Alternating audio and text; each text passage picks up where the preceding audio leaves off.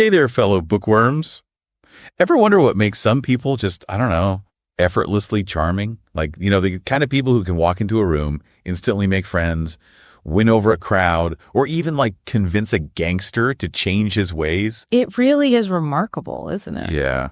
Well, today we're diving deep into Dale Carnegie's How to Win Friends and Influence People. Ah, a classic. A classic to unlock the secrets of influence and maybe learn a thing or two about becoming a little bit more charismatic ourselves. It's fascinating how a book written way back in the 1930s can still be so relevant today. Right. Carnegie just tapped into these timeless principles of human interaction. And, the way he uses these captivating real-life stories really makes that wisdom stick. And some of those stories are pretty wild. We're going to hear about gangsters, presidents, even a magician or two. Yeah. But before we jump into all those juicy anecdotes, right, let's start with Lowell Thomas's introduction. Yeah. He really paints a vivid picture of Carnegie's, public speaking course back in the day. Oh, yeah. Wildly popular. Wildly popular, where people were so eager to learn the secrets of connecting with others that they would stand for hours just to get in. I mean, can you imagine that? Yeah. Standing for hours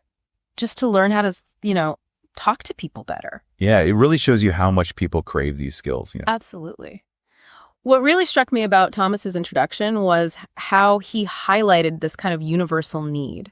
Even highly successful people felt they were lacking in this crucial area of, just practical skills to build and manage relationships effectively. Yeah, it's almost like they had all this knowledge and expertise in their fields.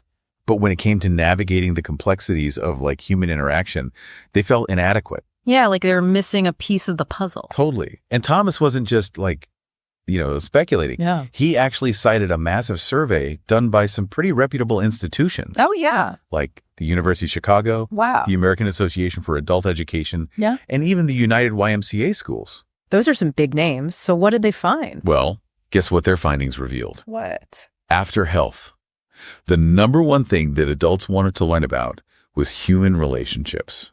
Really? Yeah. Human relationships, even above things like, I don't know, finances or career advancement. That's what the survey said. It's out of all the possible subjects they could have chosen, adults were most interested in understanding how to connect with others effectively. I mean, that's pretty profound when you think about it. Yeah. It really underscores, the fundamental importance of relationships in our lives. Yeah. It's we all crave those deep, meaningful connections, right? Yeah. But we're not always sure how to cultivate them. Yeah, it's not always intuitive. Right. And that's where Carnegie's course and ultimately his book really comes in. He wanted to provide people with these practical tools, these actionable steps. Actionable steps they could use right away in their jobs, their social lives, their families. Exactly. And he didn't just offer some, vague theories or abstract concepts. He gave very concrete strategies and techniques. Yeah. All backed up by, compelling examples that made these principles easy to grasp and apply. Totally. One of the stories that I know really stood out to me was about Patrick J. O'Hare. O'Hare. Yeah, a chauffeur who transformed himself into a star salesman thanks to Carnegie's teachings. Okay, I got to hear this one.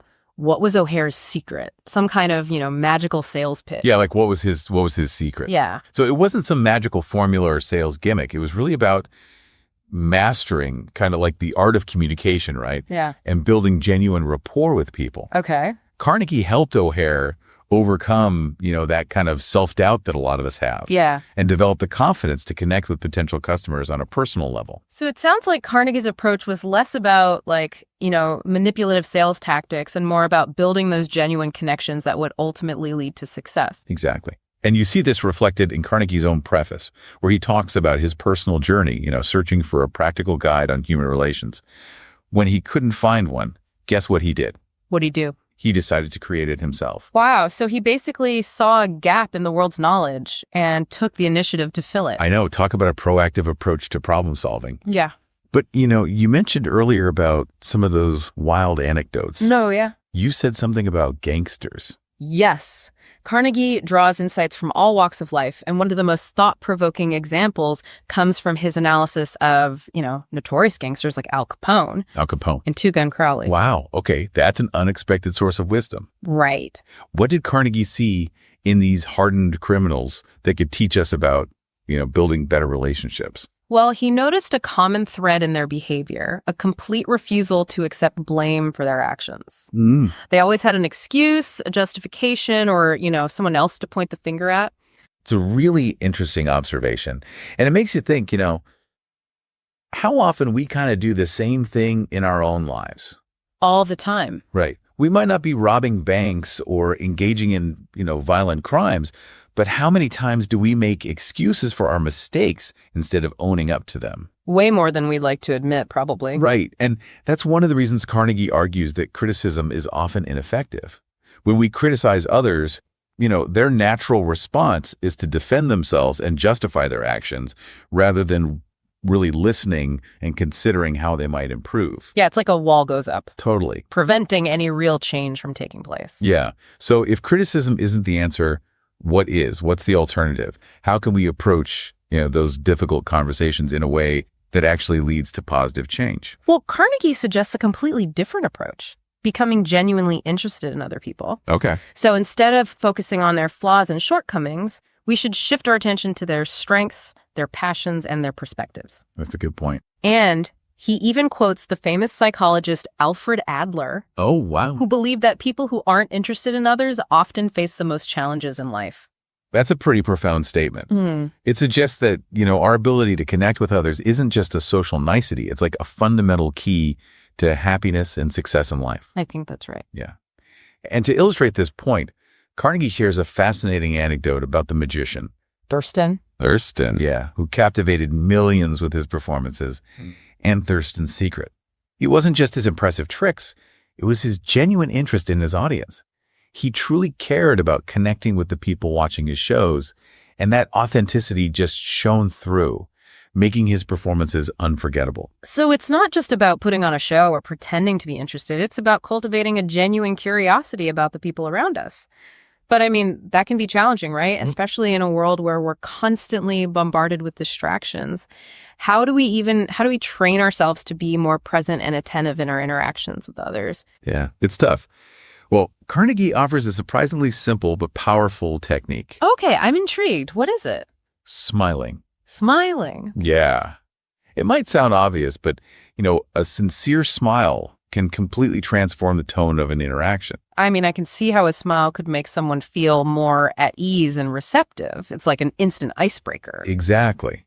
But did Carnegie really believe that something as simple as a smile could have a significant impact on someone's success? Well, he did. In fact, he claimed that a smile was worth $1 million to Charles Schwab, one of the wealthiest men of his time. Schwab attributed much of his success to his ability to connect with people, and he believed that his genuine smile played a key role in building those connections. Wow, $1 million. That's incredible. It really makes you wonder, how much we might be undervaluing the power of a simple smile. Absolutely. But is there more to it than just flashing our pearly whites? What about the words we use? Does Carnegie offer any advice on how to engage people in, meaningful conversations? He does. One of his key principles is to talk in terms of the other person's interests. Okay. This means shifting our focus from what we want to what the other person cares about. It's about finding common ground, listening attentively, and asking insightful questions that show we're genuinely engaged in the conversation. This reminds me of that story Carnegie tells about the salesman who spent 4 years trying to win over a hotel manager. He tried every trick in the book, but nothing seemed to work until he stumbled upon the manager's passion for this organization called the Hotel Greeters of America. Oh, right. And as soon as the salesman started talking about that shared interest, he was able to connect with the manager on a whole new level. The manager was so impressed by the salesman's genuine interest that he finally gave him his business. It's amazing how, sometimes just finding that common ground is all it takes to really connect with someone. Absolutely. And, I think the takeaway here is that we need to do our homework. Before we engage in a conversation, take the time to learn about the other person's interests, find ways to connect with them on a personal level. It can make a world of difference. I agree. It's about going beyond superficial small talk and finding those deeper points of connection. Totally. Building on that foundation of genuine interest, Carnegie then dives into a topic that I think a lot of people struggle with, remembering names. Oh, tell me about it. I am terrible with names. It's like so embarrassing when you forget someone's name, right after they've introduced themselves. It happens to the best of us, believe me. But Carnegie, he points out that remembering names is one of the simplest yet most effective ways to make people feel important. Really? Yeah. He argues that a person's name is, to that person, like the sweetest and most important sound in any language. I can see that. When someone remembers our name, it makes us feel seen, acknowledged, like we matter to them. Exactly. And Carnegie provides a really compelling example of this principle in action through the story of Jim Farley. Jim Farley? Yeah, a political mastermind who played a key role in FDR's presidential campaigns. Farley was renowned for his ability to remember thousands of names. Thousands? How is that even possible? And he used this skill to build strong relationships with people from all walks of life. So how did he do it? Did he have some kind of photographic memory or? Not necessarily. He developed a system. So it started with getting the full name, including any middle names. Okay. And then he would try to learn something about the person, their family, their interests, anything that would help him make a connection. And then he'd repeat the name several times in his mind. He'd even write it down to reinforce the memory. Wow. So he really went the extra mile. It sounds like it was more than just a memory trick for him. It was about showing a genuine interest in each individual. Absolutely. And his efforts paid off. People were amazed by his ability to remember their names, and it made them feel like they were special to him. Makes sense. Even President Franklin D. Roosevelt, a master of connecting with people, made it a point to remember names. You're right. Didn't Carnegie tell that story about FDR remembering the name of a shy mechanic he had met only once? He did. And it wasn't just about impressing people. It was about acknowledging their individual worth and treating them with dignity and respect. It's a powerful reminder that even the smallest gestures of recognition can have a profound impact on people. Absolutely. So I guess the key takeaway here is that we need to train our minds to be more attentive to names. Make a conscious effort to remember them and use them in conversations. It might take some practice. It might. But the payoff, it seems huge. It is. People will feel seen and valued, which opens the door to building, those stronger relationships. And once that door is open, Carnegie emphasizes the importance of becoming a good listener. And he argues that being a good listener is about more than just hearing words. It's about truly engaging with the other person, showing empathy, encouraging them to open up, really being present in the conversation. Yeah, this is where I struggle sometimes. I tend to get so caught up in my own thoughts and ideas that I forget to truly listen to what the other person is saying. Oh, we've all been there. But Carnegie, he reminds us that to be interesting, we must first be interested. He tells a story about attending a dinner party where he met a botanist, and Carnegie found himself completely engrossed in the botanist's stories. They ended up talking for hours. Oh, wow. And I bet the botanist walked away thinking Carnegie was like the most fascinating conversationalist. Exactly. But the irony is that Carnegie barely said a word. He simply listened attentively and asked insightful questions, which made the botanist feel like he was the most interesting person in the room. I love that. And that brings us to another important point. Flattery. While Carnegie emphasizes the importance of appreciation, he's very clear that there's a difference between genuine appreciation and, empty flattery. Big difference. Yeah. Because flattery often feels insincere and manipulative, right? While genuine appreciation comes from a place of authenticity and respect. Exactly. Carnegie argues that flattery is like counterfeit money. Oh, I like that. It might fool some people for a while, but ultimately it holds no real value. Yeah. Genuine appreciation, on the other hand, is like a genuine gift. Okay. It's given freely and with no expectation of anything in return. So how can we distinguish between flattery and genuine appreciation? How can you tell? Well, flattery is often focused on superficial qualities or achievements, Right. Whereas genuine appreciation recognizes a person's character, their efforts, their unique contributions. It's about noticing the little things that make someone special and expressing our gratitude in a way that feels sincere and heartfelt. That reminds me of the story Carnegie tells about the Detmer Wooling Company. There was a customer who was just furious about a disputed bill, traveled all the way to Chicago to confront the company's president. Yeah, I remember that one. Yeah. And instead of arguing with the customer or trying to defend the company's position, the president just listened patiently. He acknowledged the customer's frustration, thanked him for bringing the issue to his attention, even apologized for the inconvenience. It's amazing how powerful it can be to just listen and validate someone's feelings, even if you don't agree with their perspective. Right. It shows that you value the other person's feelings and you're willing to work towards a solution that benefits both parties. And what happened with that customer? The customer was completely disarmed. He calmed down, realized that the company wasn't trying to cheat him, and he ended up leaving happy and continuing to do business with the company. Wow, what a turnaround. It's a beautiful example of how a small gesture of appreciation can have a huge impact on someone's day and potentially even their outlook on life. It shows that we all crave that recognition and validation, and even the simplest act of kindness can make a profound difference. Right. And this ties back to Carnegie's point about talking in terms of the other person's interests. It's about shifting the focus away from ourselves and onto the other person. By actively listening, we can identify those interests and build those bridges of connection. You got it. Carnegie uses the example of Edward Bok, who, as a young man, wrote letters to dozens of famous people asking them about their childhoods. Their childhoods. Yeah, he was genuinely curious about their experiences, and his sincere interest led to some incredible connections. He ended up having dinner with General Grant and even receiving career advice from President Garfield. Wow. All because he took the time to learn about their lives and ask, those insightful questions. It really does sound like curiosity is like a key ingredient in building, those meaningful relationships. It is. And when you combine that curiosity with a genuine desire to make the other person feel important, you can achieve remarkable things. Remember the story about the baking company owner who couldn't seem to get a certain hotel manager to buy his bread? Oh, yeah, he tried everything, like social events, even living in the hotel, right? He did. But nothing worked until he realized that the hotel manager was passionate about, you guessed it, the hotel greeters of America. As soon as he started talking about the organization, the manager was hooked. He was so impressed by the baker's knowledge and interest that he finally gave him his business. That's right. It's a great reminder that we need to do our research and find out what makes people tick. We can't just assume that our interests will automatically align with theirs. We have to be willing to meet them where they are and connect with them on their level. Exactly. And when we do that, we create an environment where people feel seen, heard, and valued. And sometimes that's all it takes, just to open the door to a deeper connection. Carnegie highlights this in that heartwarming story about the postal worker. Yes, that's a great example.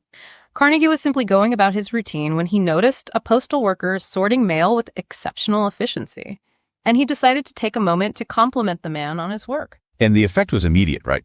The postal worker, who had previously been kind of quiet and reserved, just beamed with pride. He engaged Carnegie in conversation, sharing details about his job and how much he enjoyed it. It was a simple act of kindness, but it made a world of difference to that postal worker. It showed him that his work was valued, and it brightened his entire day. And this leads to another important point Carnegie makes, the importance of offering sincere compliments. So it's not just about, complimenting anyone on anything. It has to be genuine. You got it. It's not about flattery or trying to manipulate someone. It's about recognizing something you genuinely admire in the other person and expressing your appreciation in a way that feels authentic. Right. Like Carnegie shares that anecdote about how he once complimented a clerk on his neat handwriting. And the clerk was so touched by the compliment that it likely made him even more meticulous in his work. It's amazing how a simple, sincere compliment can have such a ripple effect. It can boost someone's confidence, brighten their day, and even inspire them to strive for excellence. And speaking of striving for excellence, Carnegie emphasizes the importance of seeing things from the other person's perspective. Yes. Especially when it comes to resolving conflicts and finding, that common ground. That's a crucial skill, but it's not always easy to do, is it? No. Especially when we feel like we're right and the other person is wrong. For sure. But Carnegie argues that if we can put ourselves in the other person's shoes and try to understand their perspective, we're much more likely to find a resolution that works for everyone involved. Okay. He tells the story of a woman who was just furious because she felt that a store had cheated her.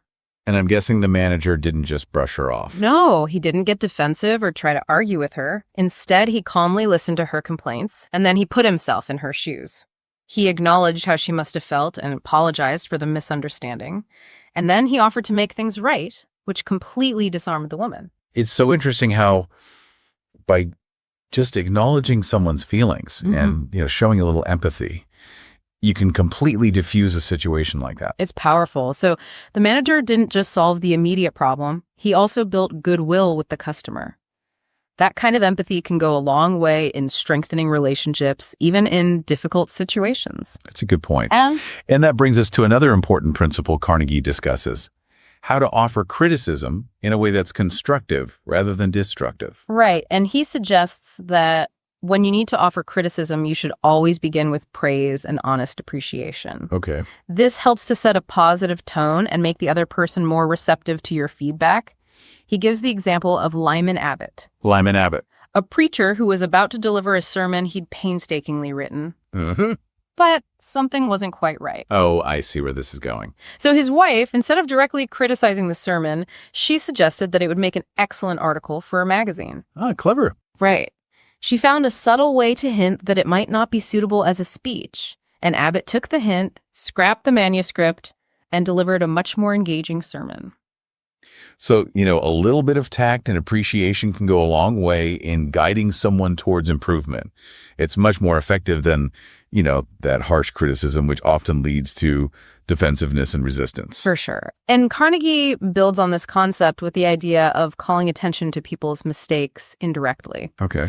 It's about being subtle and avoiding direct confrontation, which can be embarrassing and make people feel defensive.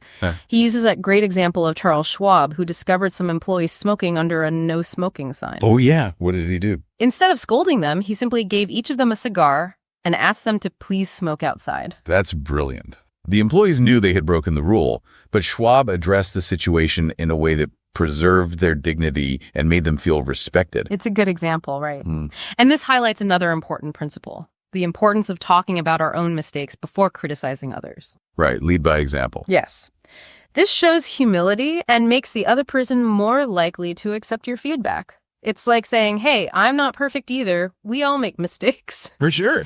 And to illustrate this, Carnegie tells the story of Prince von Bülow, who was asked by the Kaiser to take the blame for some controversial statements. Oh, wow. And von Bülow could have easily pointed fingers at the Kaiser, but instead he took responsibility and even praised the Kaiser's good intentions. Really? And the Kaiser was so impressed by von Bülow's humility that he became a staunch supporter. Wow.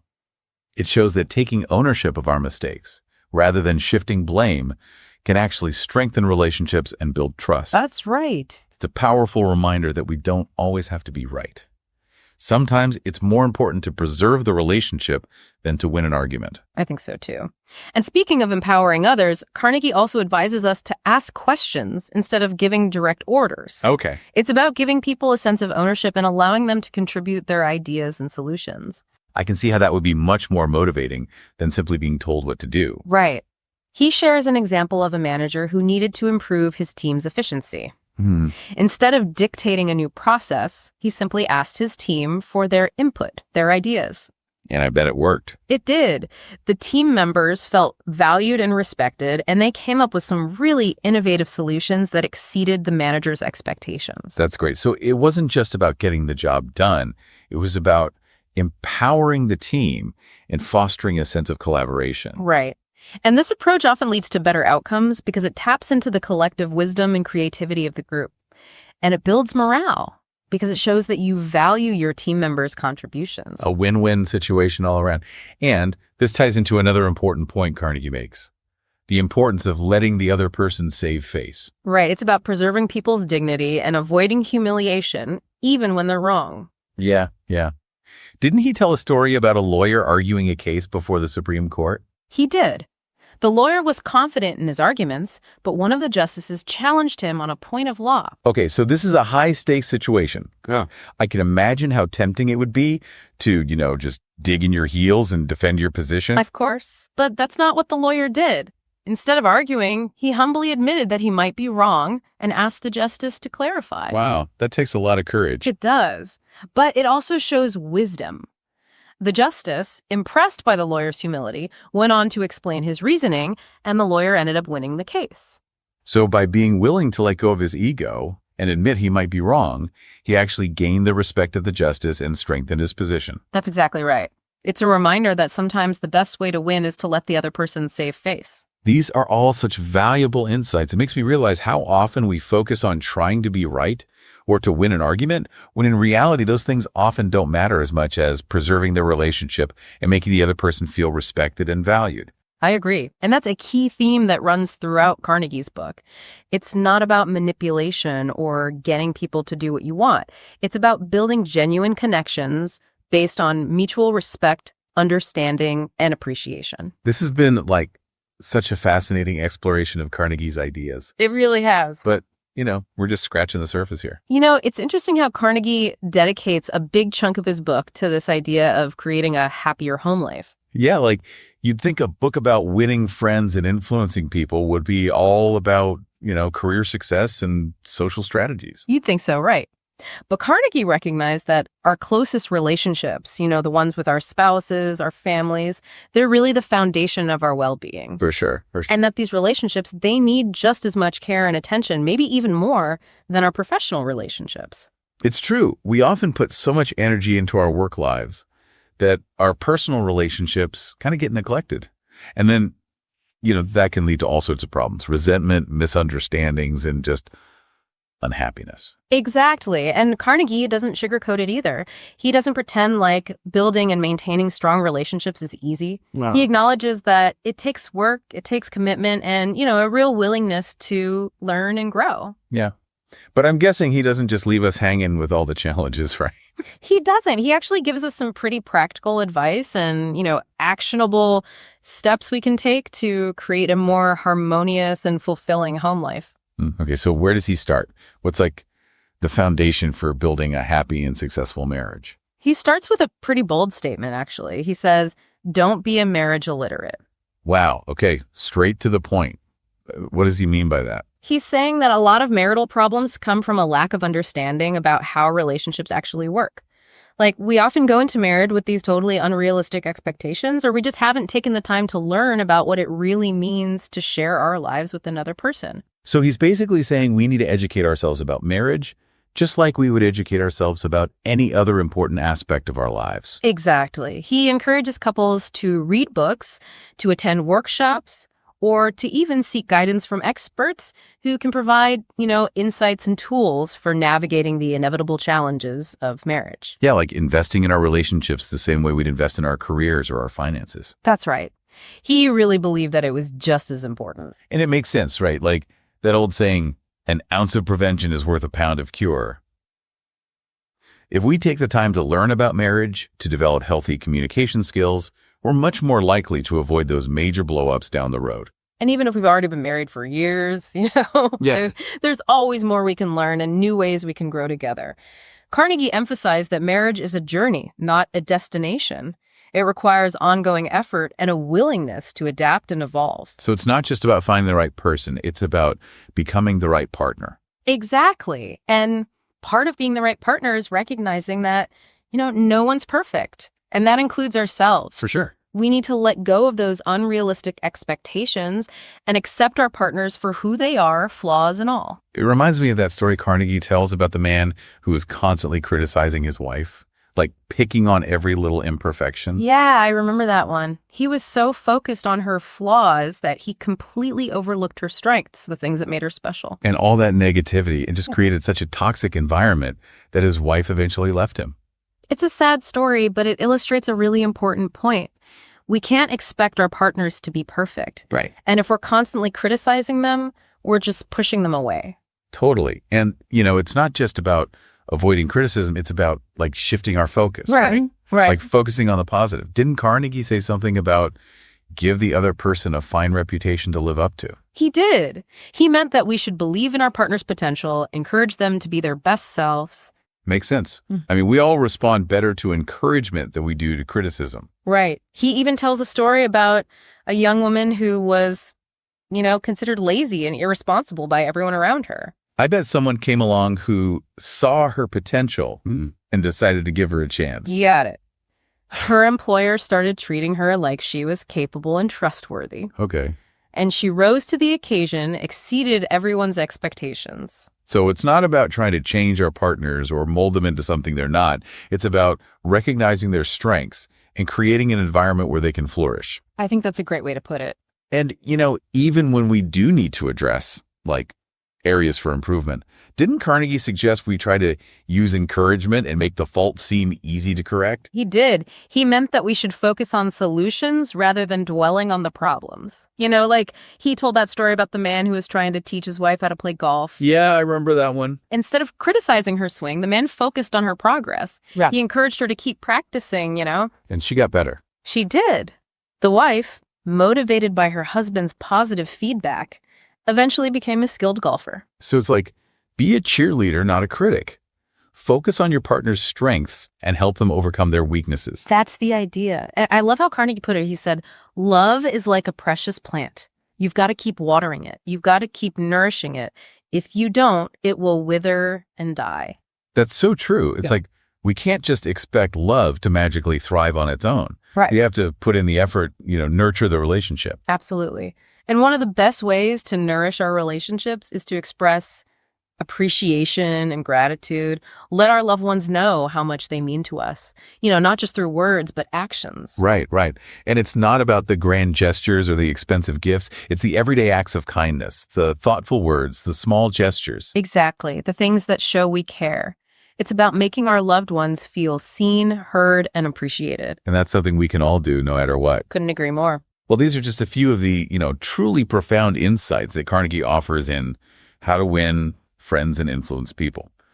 It's a book that has really stood the test of time, and it continues to provide this invaluable wisdom for building meaningful relationships in all aspects of our lives. It really is a must read for anyone who wants to, communicate better, enhance their relationships, and just create a more fulfilling and meaningful life. And if you're watching this on YouTube, don't forget to hit that like button, subscribe to our channel, Book Reviews 1, and leave us a comment below, sharing your thoughts on Carnegie's principles. Have you ever tried any of them out in your own life? What were the results? We'd love to hear your stories. And as you continue on your journey of personal growth and, relationship building, remember Carnegie's wise words. He said, "You can make more friends in 2 months by becoming interested in other people than you can in 2 years by trying to get other people interested in you." So true. So go out there and start connecting. You might be surprised by the amazing relationships you can build. And until we meet again for our next deep dive into the world of literature, keep reading, keep learning, and keep growing.